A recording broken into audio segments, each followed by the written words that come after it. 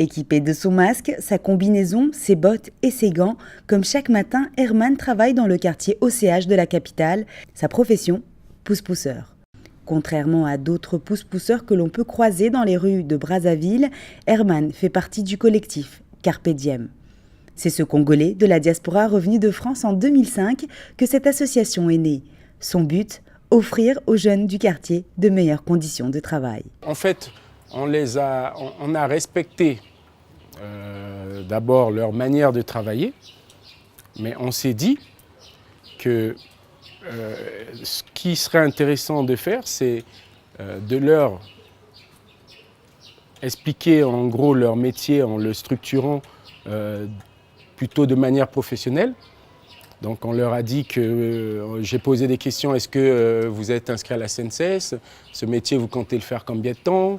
Bon, souvent c'est par instinct de survie, si je puis dire, qu'ils se mettent dedans. Nous, on leur a dit, mais ça, ce métier peut avoir des débouchés vers un vrai métier si vous vous structurez.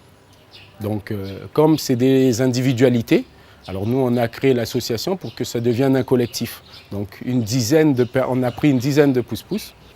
Alors nous, on leur explique que mais si avec une rémunération, tu t'organises, tu peux chiffrer ton travail, tu peux éventuellement aller t'inscrire à la SNCS, c'est la Caisse nationale de la sécurité sociale, qui permettent après de cotiser pour ta retraite. Donc, enfin, on leur a parlé de tout ça. Le service coûte entre 3 000 et 8 000 francs par mois, dépendamment du nombre de personnes vivant dans un ménage et le nombre de passages par semaine.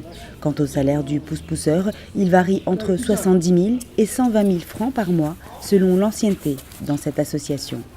Cet habitant du quartier OCH depuis 5 ans bénéficie des services de l'association Carpe Diem. Nous avons apprécié cette initiative, d'autant plus qu'elle nous rend de précieux services. Maintenant, on n'a plus de problème de ramassage des ordures. Systématiquement, les agents qui travaillent dans cette association font bien leur travail.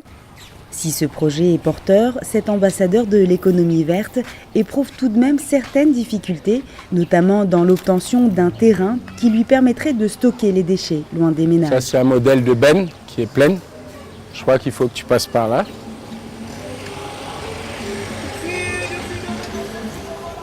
Voilà, c'est une benne de 7 mètres cubes qui va être vidée demain.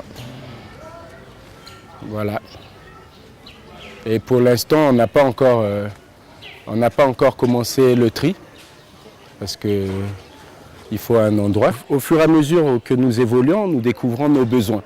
Donc par exemple, avoir un centre de tri, il faut que ce soit en dehors du quartier des ménages, parce qu'il y a des odeurs, donc il faut complètement s'éloigner de la ville.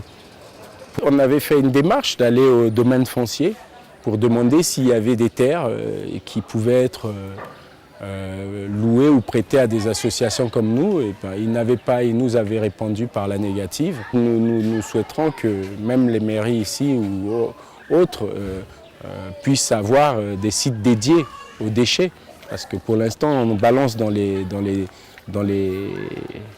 ravins, dans des endroits qui ne respectent pas l'environnement, parce qu'il y a des gens qui ont peur des érosions, que leurs maisons tombent.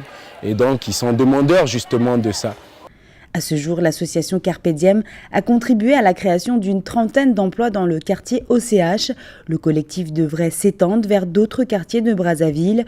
Reste maintenant à savoir si les autorités locales finiront par octroyer un terrain vague afin de poursuivre correctement sa mission de nettoyer la ville.